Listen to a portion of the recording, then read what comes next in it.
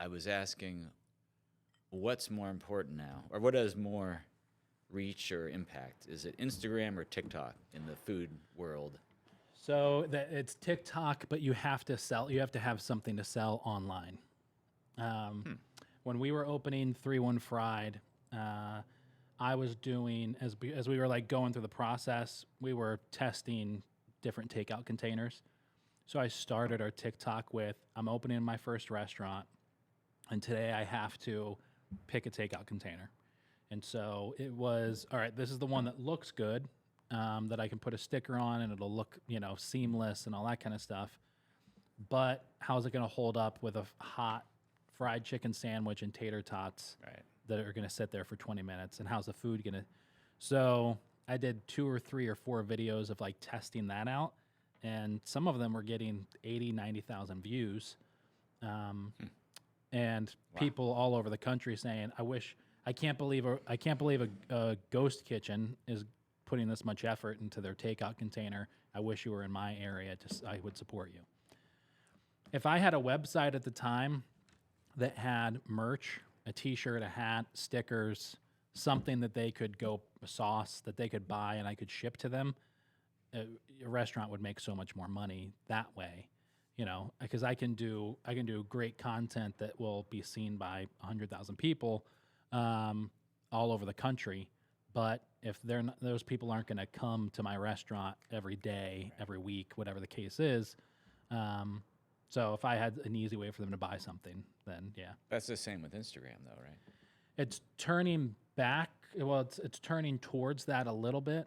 Instagram's going through a weird bunch of phases. It was great for photos only, and then TikTok started to pull a bunch of their users, and usage on the app for Instagram started to die. So then they went to pushing video heavy, and they still are. They want you to make reels, which is their answer to TikTok.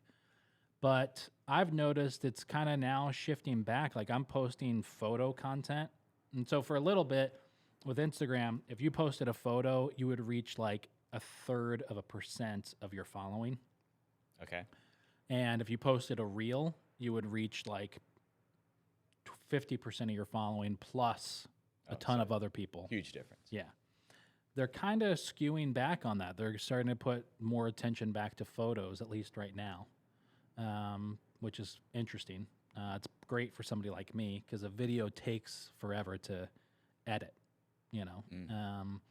I can go into a restaurant and film 10 minutes of footage, but then I have to condense it down to 60 to 90 seconds or even less in some cases to make it interesting and to make it fit on the platform. A 60-second video can take an hour and a half to make. A photo I can snap and put it out there and I'm done. Right. So I hope Instagram goes back to pushing more users towards still photos. Makes life so much easier on people like me. Yeah. So back to the container. Yeah. What's the secret to a good container for fried food? I don't know. Because isn't that the challenge? Like fried food, getting it to hold up well. Yeah. I don't think there's a secret container yet that exists. I see that really works. Some of the compostable stuff can work, but it absorbs so much of the steam, so much of the heat that then the container itself can fall apart. Our containers kind of worked. Our first containers worked really well, but we got rid of them because you couldn't, like a clamshell, you can just stack 1,000 of them and it's that big. Our boxes, you had to pre-make. They were like those white chicken boxes. So you couldn't stack them inside of each other. So if you had 10 of them, you had a stack that was that big. So putting those on the line was a nightmare for the staff. Yeah, right. So if we took that box lined with foil and paper, it was great. And then we had to manually get a single hole punch and punch 4 holes in the top. Oh, for a steam release? Yeah. Yeah. And so that's what we figured out. Right. At the end, fried food is not meant to travel. Right, right, yeah. you're never going to have the same experience eating it in the restaurant as you are at home 10, 15, 20 minutes later. Yeah. I think customers know that. Most of them, I think, know that. Some of them, every once in a while, turns out they don't. But yeah, I don't know. You're in New York City. Do you order a lot for delivery? Yeah, not a ton. A little bit. Certain go-tos, pizza, Yeah. and there's this chicken place we like, Poulet Sans Tête. They do a great roasted chicken. Okay. They've got some nice sides, kale and mac and cheese. Yeah. And things. And they're actually their fries. So they do French fries. Okay. And they actually arrive pretty good. Really? Yeah. Huh. It's they're pretty good. Are they like cut like fresh cut fries, or is it like a typical frozen French fry? I think it's a fresh cut fry. Yeah. Yeah, I'm not 100% certain, but they look like they're fresh cut. Okay. Yeah. Yeah. Huh. I mean, they're in a standard to-go container, like plastic with a snap lid, but they wrap them in paper like a wax paper. Oh, that's smart. Kind of depends how quick the delivery is. If you get a nice quick delivery, they hold up pretty well and they're pretty good. But if it takes a while, then it can get a little soggy. Yeah, and I'd imagine. Well, I'm sure there's still people that are delivering food in cars in New York City, but a lot of it's bicycle or motorcycle or whatever delivery drivers. Absolutely. It's so of course delivery exploded during COVID, right? Mm. And what came along with that is the electric bikes. Yeah. So like hand in hand, right? All these delivery guys are on electric bikes, and now when you walk the street at a certain hour, like 6, 7, 8 p.m., there's just zipping by like these delivery guys, and they just fly down Fifth Avenue. So if you're crossing the street, you got to like really pay attention. And I'm sure some of them pay attention to the traffic laws, but a lot of them don't. Right. So you really got to be heads up, as it's become this this hazard. The delivery guys during dinner hour, can just totally run you over. Actually, my friend Nick, when we were just down there Monday, almost got hit by one of them. Yeah. It's like we have a dog, so like we're oftentimes walking the dog at that hour. So like you really got to pay attention. Yeah. And sometimes I was like recently I was doing the math in my head. I'm like, I wonder how many deliveries they can get in because it's a finite time frame, right? Right. Like there's prime time, and like they gotta max out the number of deliveries they can make, because that's the more deliveries you make, the more tips. Yeah. I don't know the exact metrics, but I'm sure the more you make, the better you earn. Yes. So like they are highly motivated to move fast. Oh, for sure. Yeah. Yeah. There's I forget, I don't know what part of the country he's in, but there's a TikToker. He's a bicycle food delivery guy for Grubhub and DoorDash and all that. And he wears a GoPro, and you just see him on his phone. I don't know why it's so interesting, but it is. And he's got millions of followers. But it's him getting an order on his phone, seeing how big the tip is, deciding if he's going to take it or not, the distance of how far it is, and it's just him riding his bike around. I think he's somewhere out west, but just him riding his bicycle, getting the food, putting it in the bag, going to deliver. I mean, it's interesting, stupid. So they see the tip before they deliver. I was always curious about that. Yeah, I don't know if that's a new thing with the platform or what, but the drivers apparently can see the tip and see how big the order is before they do it. Now, I know Uber and Lyft drivers, if they decline fares, it hurts them. So if they get a ding for a fare and they say, I don't want to drive that far, and they decline it, it hurts their rating and they won't get as many. I don't know if it's the same with food delivery drivers or not. Why is the world so complicated? I don't know. Here's one other thing on food delivery. So there's this one pizza place that we'll order from occasionally. It's a little farther away, but like it's like good New York pizza, and it holds up well. Like if you want to eat the next day, like holds up really well. But you can where we live, you can only order from them through Uber Eats, which I normally would not use. Yeah. But I will use it to order this one pizza. Hmm. And then I was always thinking, like, are they actually delivering this in a car in Manhattan? Like, that's crazy. Yeah. And then I think they are. Like, what kind of system is that? That doesn't make any sense. Yeah, that can't be easy.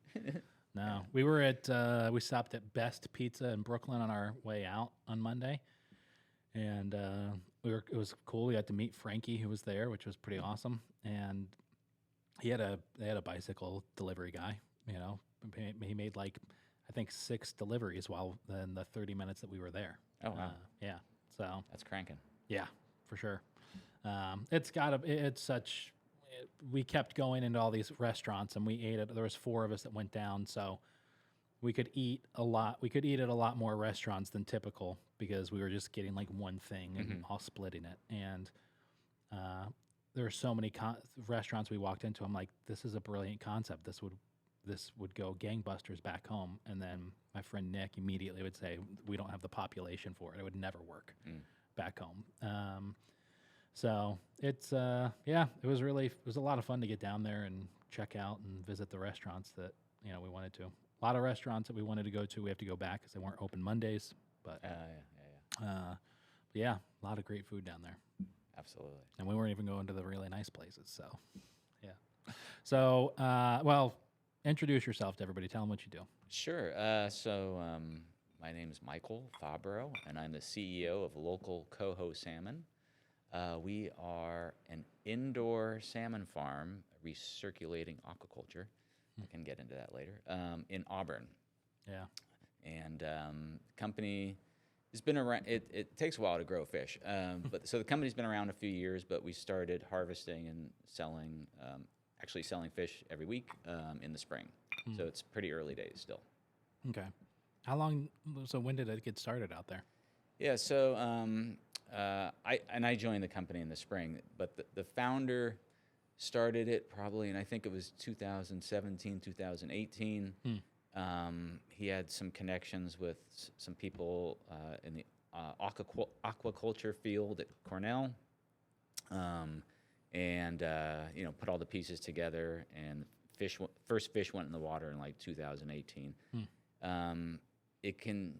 Ideally, it takes you about a year and a half. We grow Coho salmon, which is a particular species of salmon. Ideally, it takes about a year and a half to get a coho to market size, what we consider market size. But in the early days, early years, like a lot of trial and error, and so it takes a lot longer. Lot of learnings. It's a pretty indoor aquaculture is a kind of a complicated, technical, a lot of technical challenges. So anyhow, so it took a while to work out some kinks, and we actually had a COO, head of aquaculture, who's been growing fish for like 30 years across the world. He joined about 2 years ago and really put some good systems into place. So that got us to the point where we were able to really happy with the quality and getting good fish, and we decided to open up to the market. Yeah, that's awesome. It's I'd never heard of it until maybe 2 months ago in a meeting at Lorenzo's, and somebody brought it up. One of the people brought it up, and I was like, "That's out in Auburn, of all places." Auburn doesn't have a whole hell of a lot going on out there, so it was pretty interesting to hear that existed, and so close to Syracuse as well. And then I started looking into it. Seems like a really cool operation. Very interesting world of, I don't know if you would consider it. Would you consider it farm-raised salmon? Or, Yeah, okay. for sure. Yeah. I mean, it's a farm. Yeah. It's an indoor farm. I mean, just I'll talk a little bit about my background. Yeah. So, in aquaculture, there's definitely the technical science side of it, and but you're farming, you're growing food. Yeah. So it's a food business. And I've always considered myself more of a food industry person. I used to be in the restaurant industry. I was in a charcuterie business, and I got into aquaculture about 12 years ago. And I worked with a New Zealand-based company where we grew king salmon in kind of what I would call traditional net pen. So it's like ocean aquaculture where you have nets and you grow the fish in open water. But I was always kind of intrigued well, a couple of things. I was intrigued with this idea of growing fish indoors. One reason was because of some of the experiences I had with the New Zealand production. We were more and more susceptible to rising seawater temperatures. So with climate change, ocean temperatures are increasing. Yeah. And it's and this isn't just aquaculture; it's other agricultural industries too, like the wine industry. You know, the great wine growing regions are shifting, right, as climate changes. But anyway, we were more and more susceptible to like these water temperatures affecting fish health and mortality rates and things like that. And so it became, more like highs and lows from season to season. And I learned about indoor aquaculture, and first of all, you're not you don't have to worry about the changing water temperatures because it's a controlled environment. It's an indoor farm. And then secondly, like I mentioned, I worked for a New Zealand company. Almost all of the salmon in the U.S. market is imported. About 70% of the salmon we eat is imported. Wow. And it's farmed raised. The remainder, the 30%, is wild caught from the Pacific coast, and it's seasonal, so it's only available like late spring through late summer, basically. So I was really kind of excited about this idea of like, well, why shouldn't we grow salmon here in the U.S.? I mean, if you do it responsibly and do it well, it's a great thing. And I believe that we are doing things responsibly and doing things well. So, like some of the concerns people historically have had about farm salmon are, being raised with antibiotics, for example, as a preventative measure rather than like you're treating a specific problem. We don't use antibiotics on our farm. It's a controlled environment, so you can control pathogens. So you don't need antibiotics. There's no growth hormones. There's sea lice, which is a problem in ocean farming. There's no impact on the local environment or the wild fish. So you're really kind of separating yourselves and taking those variables out of it, and can have a really self-contained environment in which you're growing the fish. That's wild. Yeah. It's, for lack of a better term. Yeah. So I've got 1,000 other questions about that, but what's the response been, for the farm and from the market? Yeah, it's been very positive. I mean, we have a long way to go in getting the word out. But in terms of like feedback on like how we're growing the fish and the practices and the sustainability has been great. But also like it's food; it's got to taste good. Yeah. And that's been great too. So we kind of focused when we launched on trying to get some traction in the New York City metro area, and that's gone really well. We're working with a great distributor down there called Yama Seafood. Okay. And they service a lot of the high-end like sushi trade. So they've gotten us into like Sushi Nakazawa, and we're in Nobu and Morimoto. And oh, wow. These guys are like buying our salmon every week. Wow. So like the quality's there. They really like it. On the retail side, we just picked up our first retail customer we're super excited about, Fresh Direct. Okay. Started carrying it in the beginning of November, and I think they do direct delivery, I think from Connecticut down to D.C. I'm not exactly sure the geography. But they carry some really great salmon, and they were excited about a local option, sustainably grown, sustainably farmed, and good quality. Yeah. And there's all sorts of like certification bodies in the aquaculture industry that kind of measure your sustainability credentials. One that a lot of people are familiar with is the Monterey Bay Aquarium. They have a program called Seafood Watch, which is like they give a green or a best choice to like the most environmentally friendly, sustainable products, and then yellow is in between, and red is like, you should probably avoid those. So we have the green rating, which is the top rating. That's awesome. Yeah. It's I mean, for how much they say the oceans are overfished and polluted, and especially over the last year. I'm sure the information's been out for a lot longer than that, but especially I've been hearing about it for the last year. It feels like all of the microplastics that get into our seafood, that's wild caught, that we're eating because of all of the plastic that's in the ocean. Something like this is obviously very important to, humanity, right? Yeah. I mean, that's one thing that we can certainly control for through our water filtration systems, and making sure we're using very pure water. But the wild stocks of fish, the wild fisheries, and salmon in particular, I mean, it's finite. It's limited. I grew up in California and in the San Francisco area, and every summer we'd eat king salmon, because there's a king salmon run that goes all the way down to like Half Moon Bay, and maybe a little below. And my dad was a restaurateur. He loved to cook.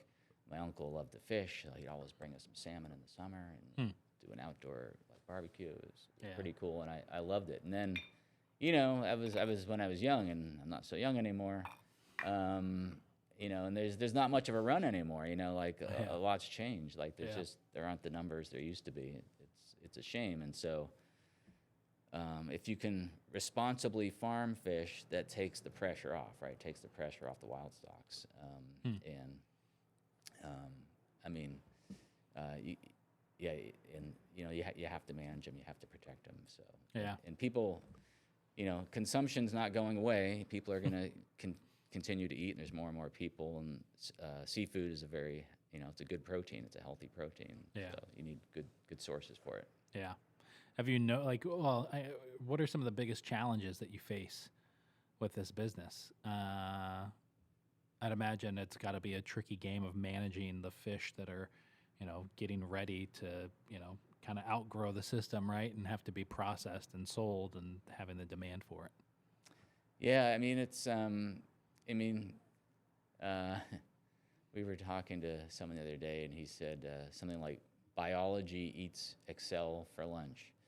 And I think he meant you can have all your spreadsheets about how the fish are supposed to behave and grow and when you're supposed to harvest them, but these are living creatures. So there's always an unpredictable element. They don't grow as fast as you think they're going to grow, or this week they're not eating like you think they would be eating. And so you're always making a million adjustments along the way. Now this is Andre Bravo, who's our head of aquaculture. He's a genius at this, and I'm not the technocrat, but he is, and so it's like farming anything. I'm sure it's biology, it's living creatures, and you have to adapt to their needs and their variations in how they're doing things. From just a building a business perspective, we're tiny, we're new, so it's like trying to get awareness. I mentioned we have some distribution down in New York City area. We're trying to get some distribution up and running here upstate in central New York. I was talking to your dad about that. Yeah, because when I personally go talk to chefs and knock on back doors and say, hey, I'm from, we're doing this, they're all super excited. Hey, I would love to carry a local salmon on my menu. That's so cool. Like, why should I be serving a salmon from Norway, when there's one, 20 minutes away? Right. But it's a process to get a distributor to start carrying it and get excited about it. Change is difficult. So it's, I think we're getting there, but really trying to get some distribution going here upstate. That'd be great. Yeah, I mean, so when they mentioned it at Lorenzo's, the majority of work that I do with restaurants is in Syracuse and central New York, and so Yeah, I'm friends with like Eden, the Rich Strube, who's the chef and partner at Eden, which I don't know if you've been there yet or not. It's Might go after this show. it's what day is it? Is today Wednesday? Yeah. It's a 100% wood-fired restaurant, and it's yeah. So some of the three best restaurants in Syracuse are St. Urban, and Jared's doing phenomenal things up there. Eden and Amano. Okay.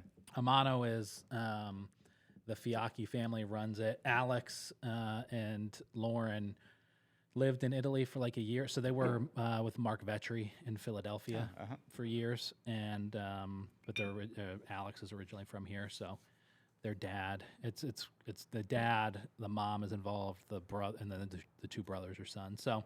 But they lived in Italy for like a year. Alex and Lauren did, just like traveling around, and it's some of the best food I've ever had.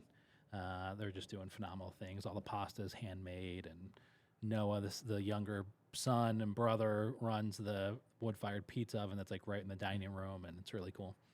But so I called called and texted some of those people, and I was like, "Hey, have you heard of like this is in Auburn?" And Eden, for example, is a restaurant that only spies local food. Okay. And he was like, "No, I've never heard of this before." He's like, "When you get more information, let me know about it." So there's places like that I'm, really excited. When I know this podcast comes out, I'm really excited for them to hear about it. Yeah, that's fantastic. Yeah, like we don't.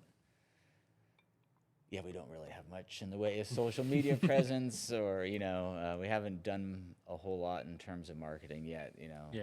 We're hopefully in 2023 we'll have a little bit of a budget that we can start doing things. Yeah.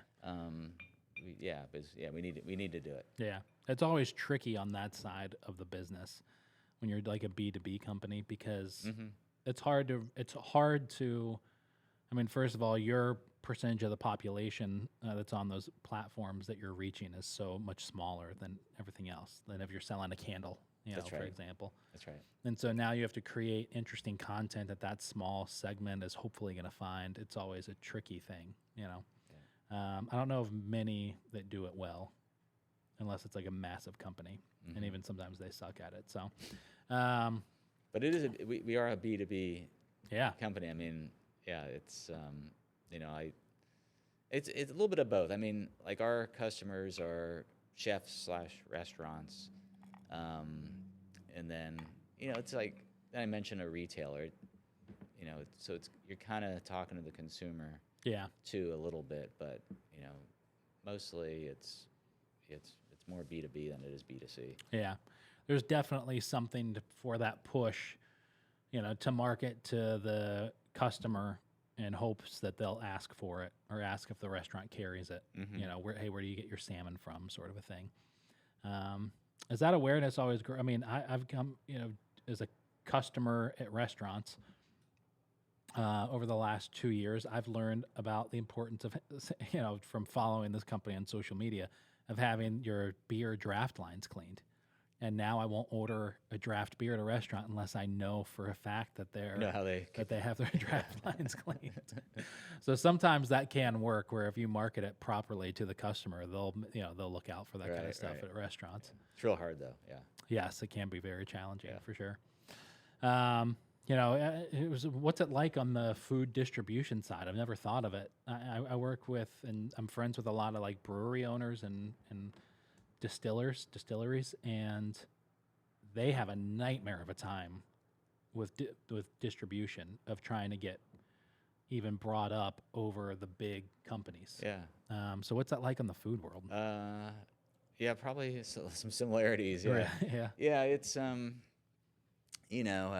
like seafood distributors, or any distributor. I imagine it's like change is very, very difficult because it requires them to invest time, energy. A mid-sized seafood distributor they have a sales team, they have inside salespeople. Maybe they're buying 4 or 5 different types of salmon already. Like, so getting them to try to pick up another one, it's like everyone's got to learn about the product. They got to like, this is, then you got to educate them so they can educate their customers when they're talking, the chef's calling in his order. Yeah. You're hoping that maybe you get 3 seconds on that call where they mention this new salmon they're carrying, and there's a little bit of interest on the other end. Trying to get that communication and that information through the pipeline is pretty difficult. Yeah. But we also have we've got something pretty unique. Like I said, an American farm salmon is rare, and our sustainability credentials are really good. Our salmon eats differently. It's a coho, so a lot of your listeners probably know the different species, but each different species of salmon eats a little differently. Ours are, they're a little leaner than like most of your farmed Atlantic. I'll throw some numbers out there. Yeah. Farmed Atlantics will carry about 15 to 18% fat, like fat to lean ratio. A farmed king, which is the world I came from, we used to call it like the Wagyu salmon. They're really rich. They're like 25% fat to lean. Wild salmon are typically leaner than farmed. And what we're raising is more similar to like a wild salmon. It's a little on the leaner side. Like ours are about 10% fat to lean. Wow. And we grow them in fresh water. So you actually get a really kind of clean, neutral flavor profile. Yeah. Rather than like this kind of rich like butterball. So it's a different profile. And a lot of so far like chefs and we've talked to, like they really like it. They like the difference. Yeah. What are you all up against the most in terms of like the market? I mean, are there other massive coho salmon farms that exist in the country that you're trying to kind of fight against, or is it just the awareness? Not so much. There's a fair amount of coho farming in Japan and Chile. The Japanese love coho salmon. Very popular there. So almost all of the world's farmed coho goes to Japan. Really? Yeah. Wow. And I don't want to generalize, but Japanese, they know their fish. Right. So that means like cohos, you're onto something. But yeah, almost all the farmed coho in the world go to Japan.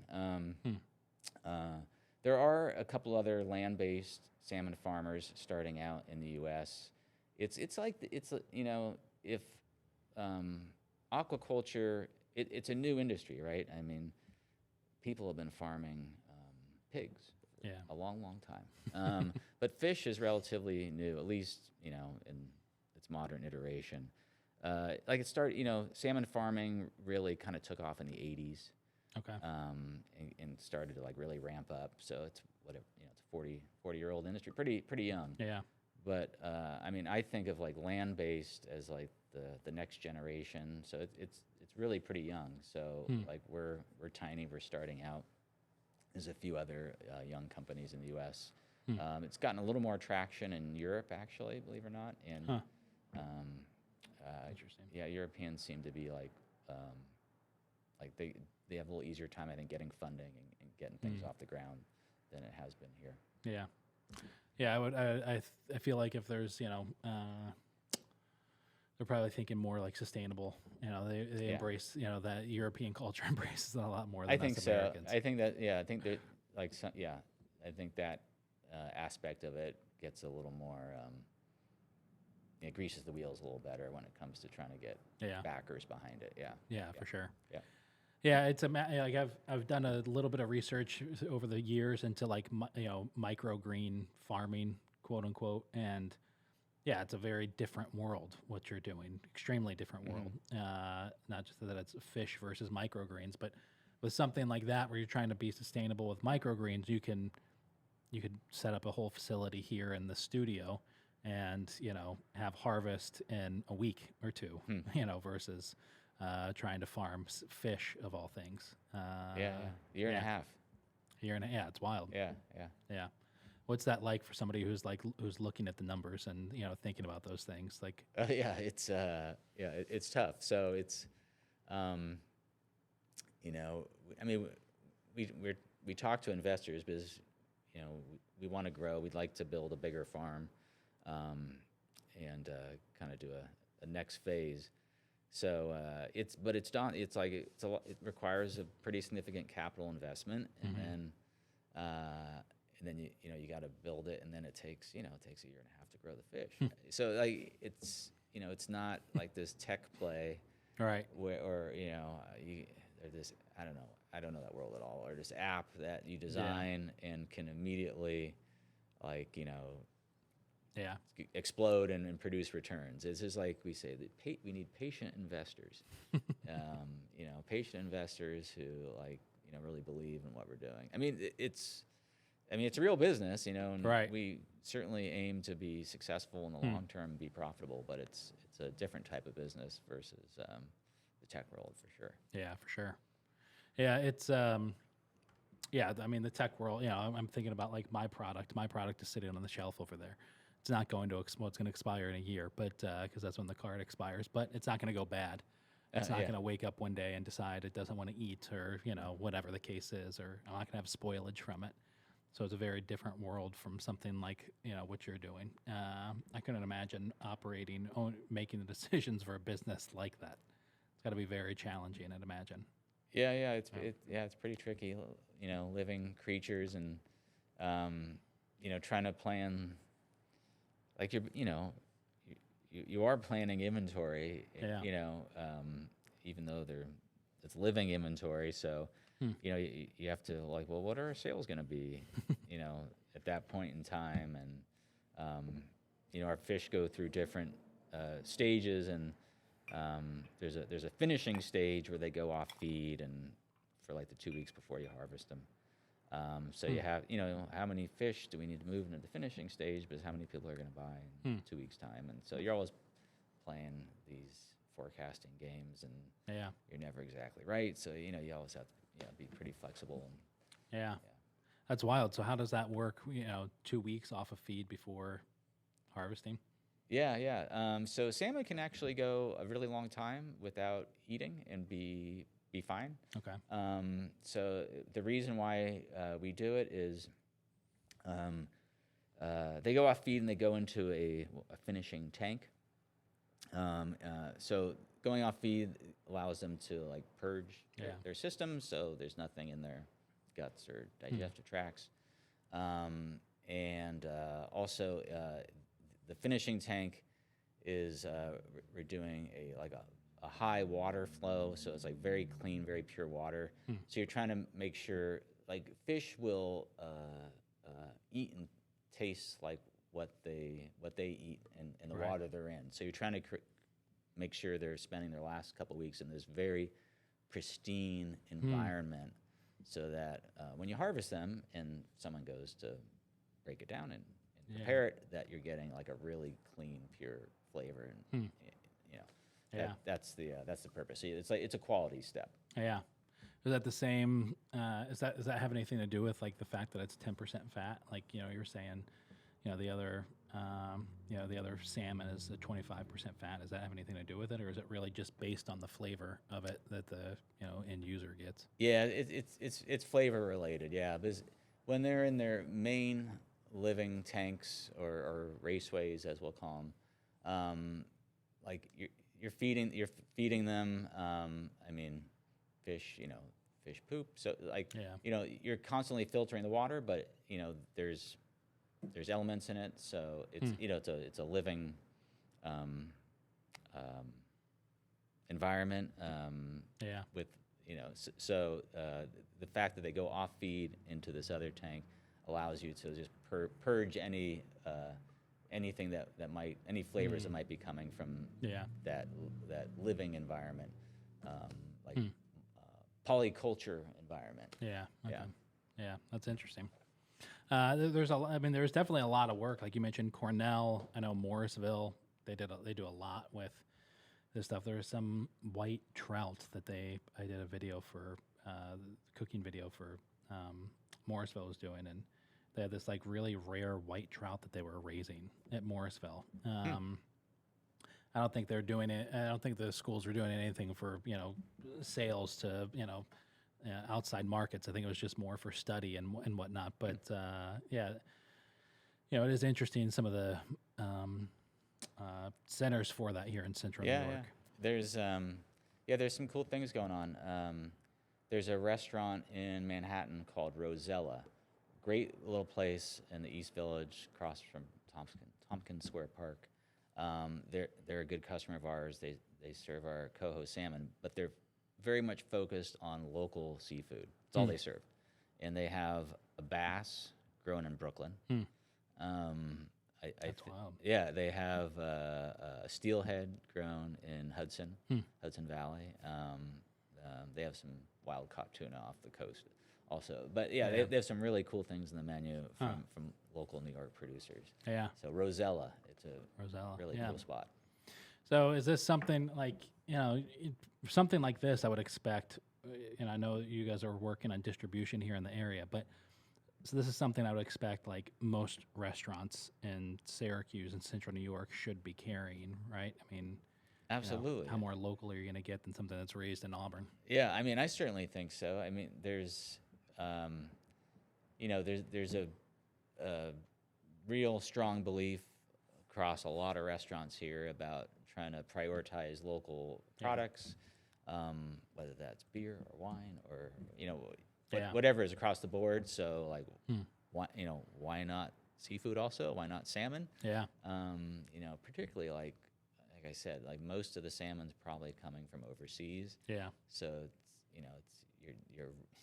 you're closing that those food miles down by a pretty significant amount if you source locally. Yeah, but yeah, I think if you believe in sourcing local products, then why not? Yeah, that's wild.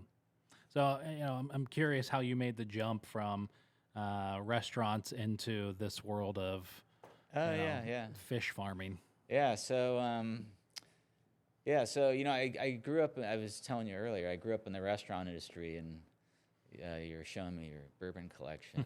That you have to get kind of off the radar. And I grew up in a three generation restaurant family. My grandfather had a speakeasy. He was a bootlegger, and then we had a bar and restaurant in my family for 3 generations, 80 years. I was the 3rd generation owner, but wow. Eventually I left it, for a variety of reasons. And I have an Italian background. I was always fortunate. We had cousins in Italy that we kept in touch with, so I'd go visit. And I always loved charcuterie or salumi. Yeah. And like from a kid, I loved it. And so, and after I got out of the restaurant business, I went over and spent some time in Bologna, which is in that region is a real epicenter for all sorts of like fantastic cured meats. Yeah. Really, really good stuff.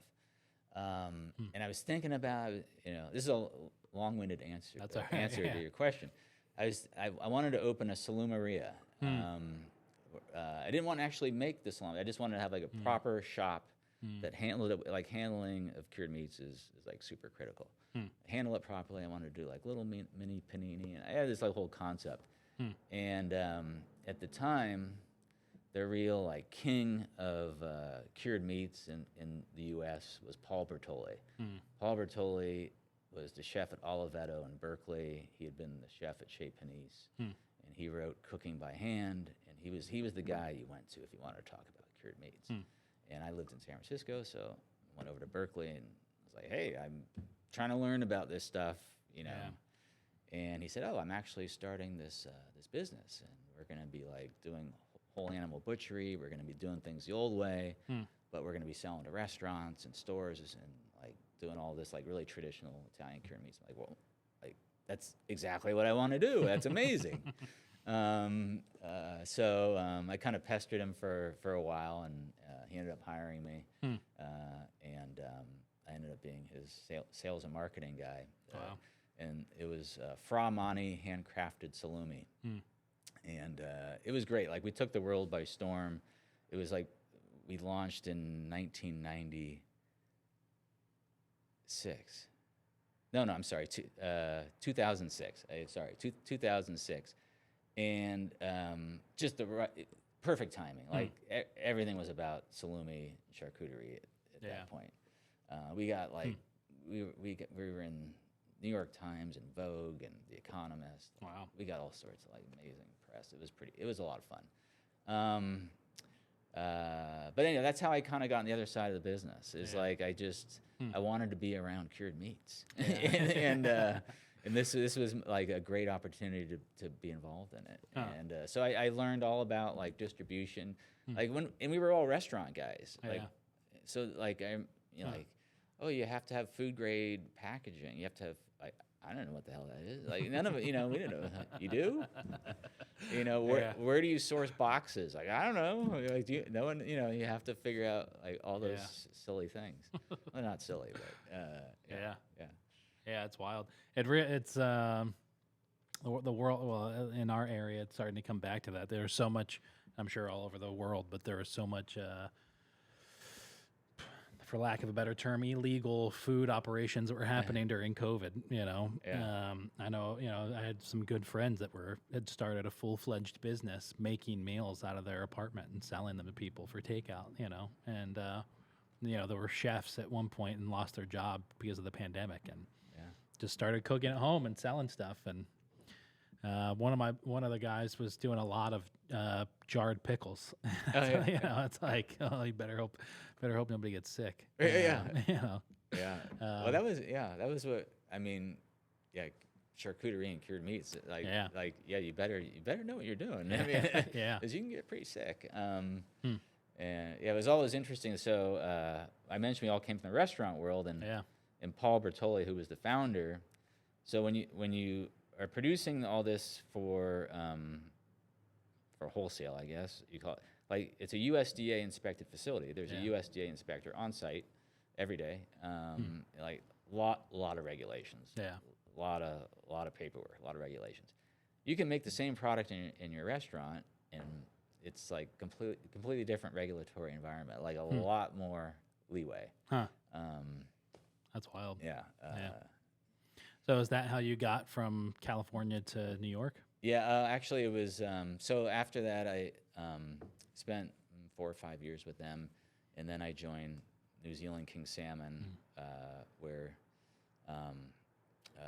we developed the Ora King Salmon brand, and when I started, I was living in San Francisco, and this was like 2010, and like it was just like not a good market to try to start developing this like super premium farm salmon. It was there was a lot of resistance to farm salmon, like particularly back then in San Francisco.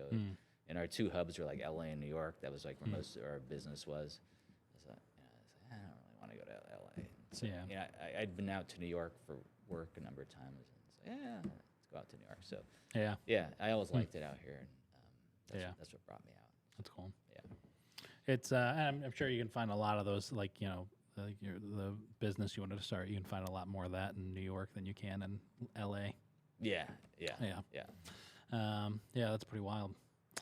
Well, thank you so much for coming on the podcast and taking time to come down to the studio. Thank you very much. This has been a great opportunity. I really appreciate it. Yeah, man. I know you are talking to Lorenzo, so any restaurant owners or chefs that are listening, if you want more information, what's the website that they can go to get that? localcoho.com. Cool. And, so distribution hopefully is coming to Syracuse. So if you're in the area, Central New York, this will be coming out in like 3 weeks. So I'll put links, I'll check in with you then and put links for whatever in the show notes so they can connect that way. Great. Put in a good word with your dad for us to start carrying our salmon. Yeah, for sure. All right. Thanks you. Yeah, thank you.